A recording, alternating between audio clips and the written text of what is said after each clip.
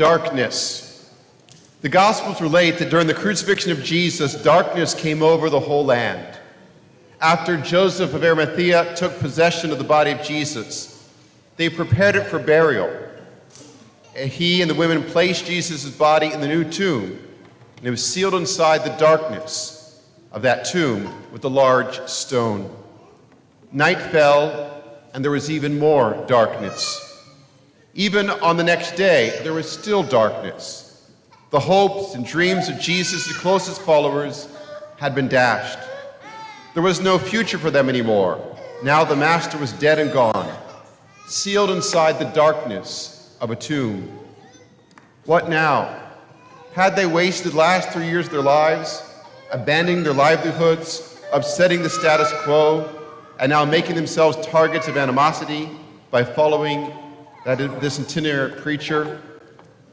Yes, they had witnessed some amazing things during Jesus' public ministry, but maybe their senses had deceived them.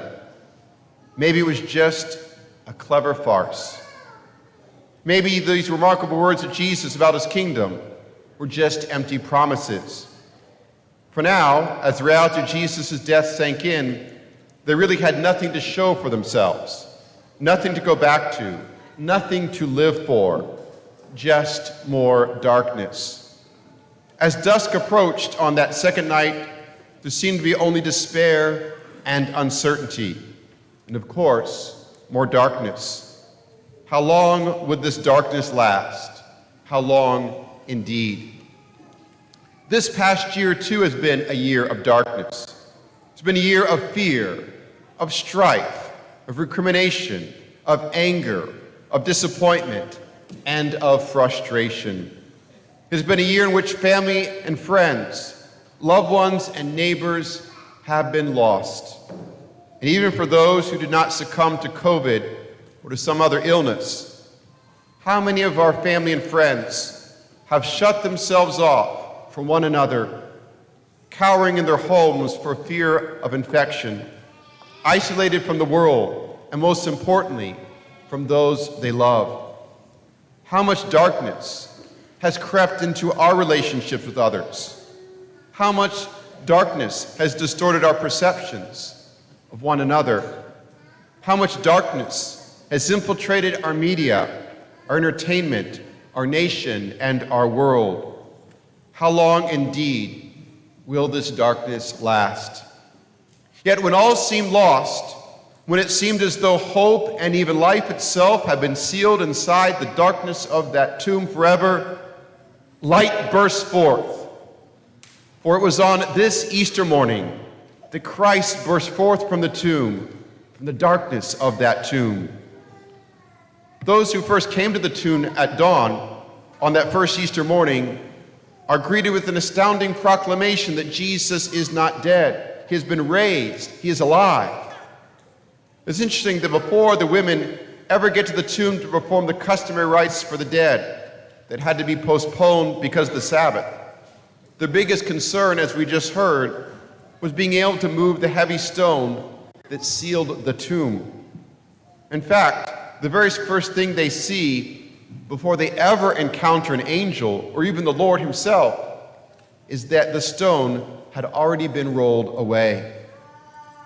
Initially, their thoughts naturally go to the worst, that not only was Jesus now dead, but that someone had desecrated his body as well. Of course, that first reaction is quickly transformed to joy and hope as the reality of what has really taken place begins to sink in. That rolled away stone becomes the initial indicator of the resurrection. It is the first sight that the new order has begun. It is that incipient, silent witness that Jesus Christ has conquered sin and death.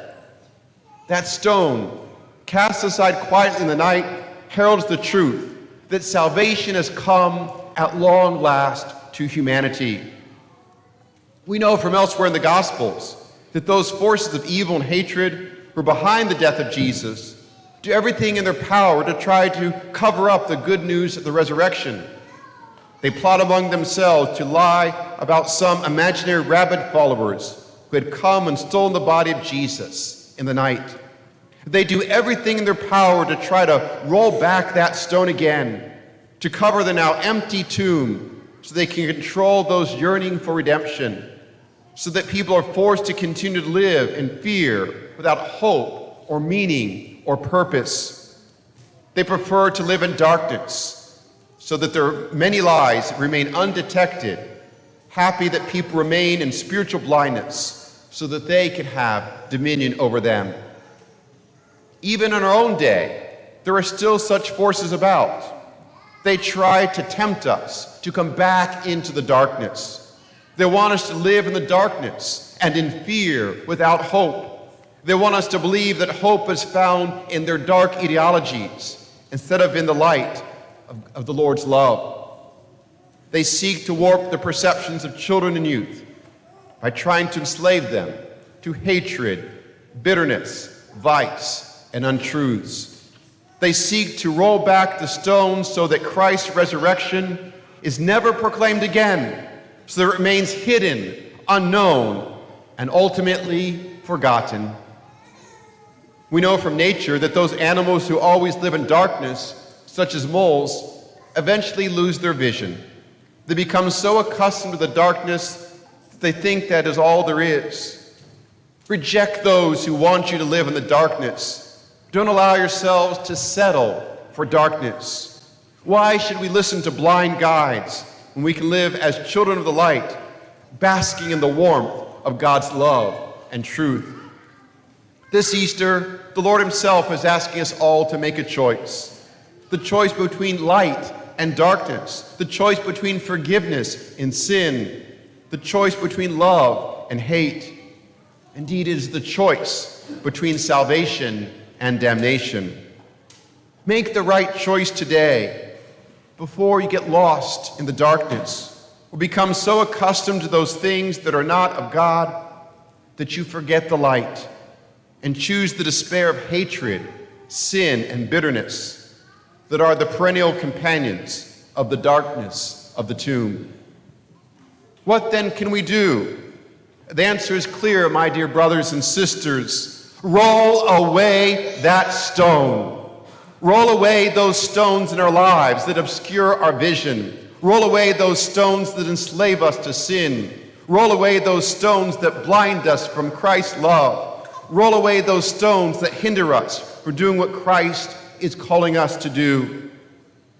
After a year in which we have experienced so much darkness and fear, resist the temptation to accept this as the norm. Resist the temptation that this is all life is, an avoidance of dying.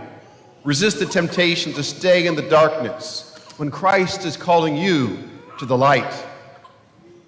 Of course, we must be honest with ourselves, because oftentimes it's not the stones of others that blind us to Christ, but rather those other stones that we so often cower behind.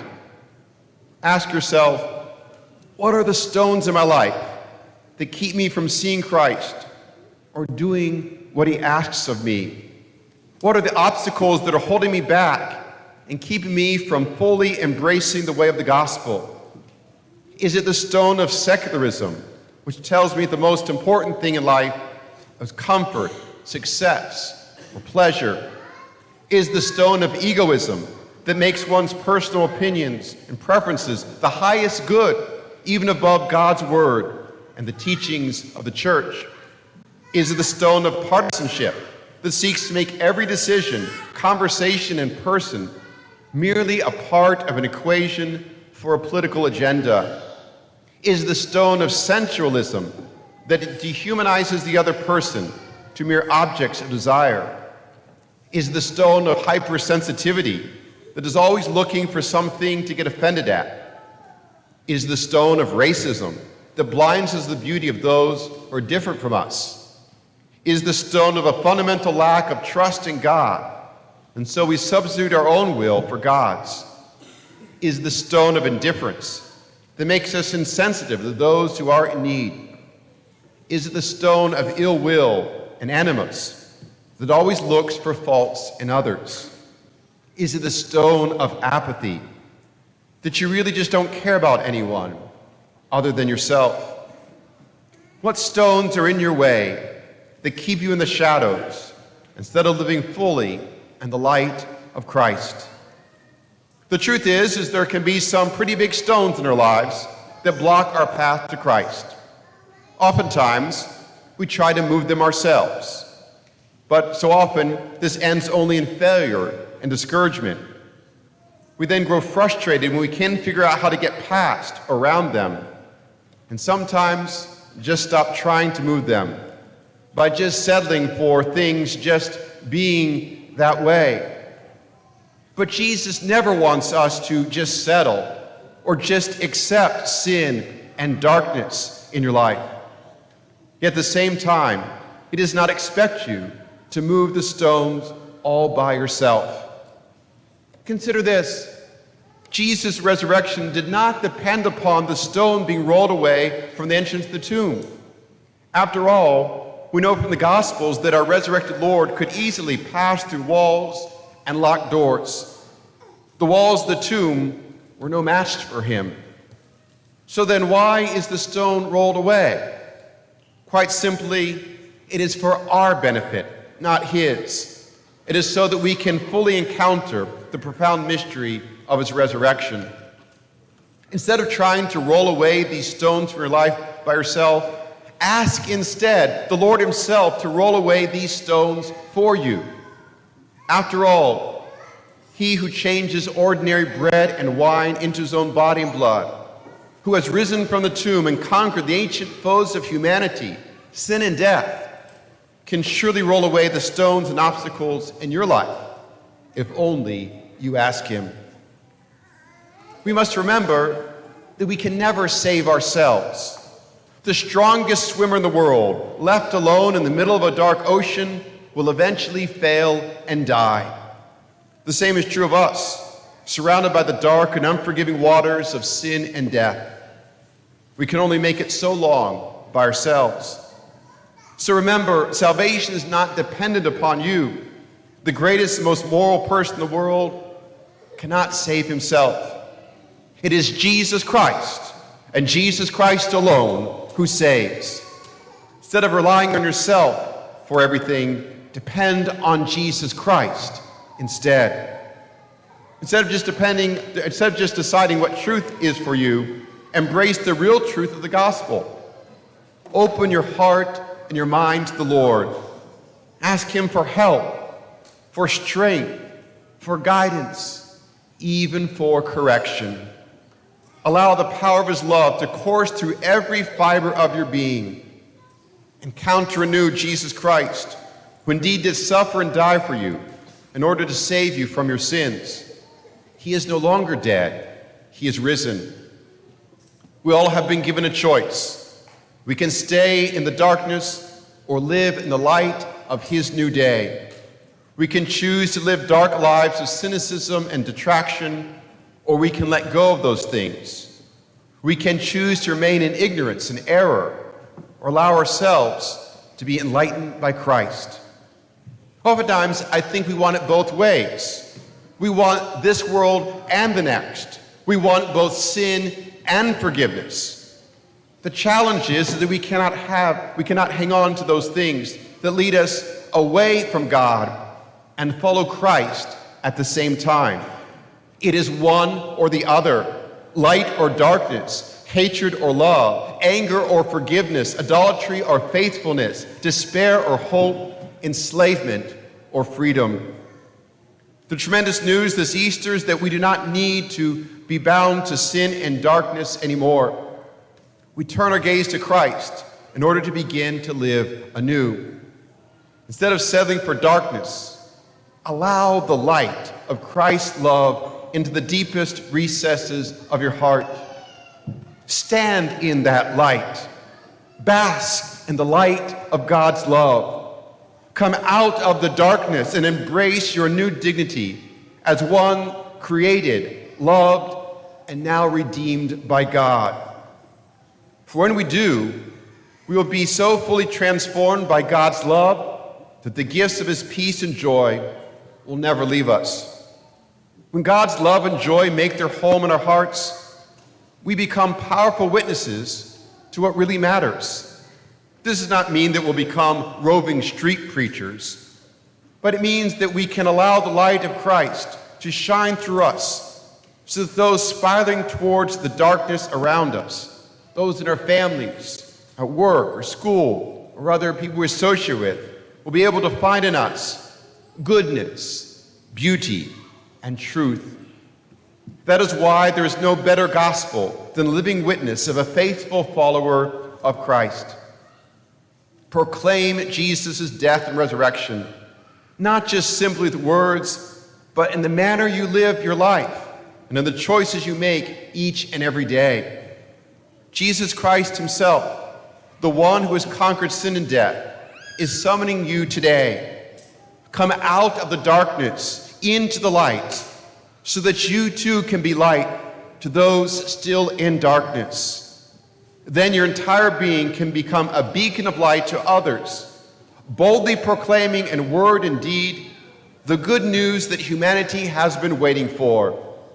Sin and death have lost their power. Jesus Christ is alive. Indeed, he is risen.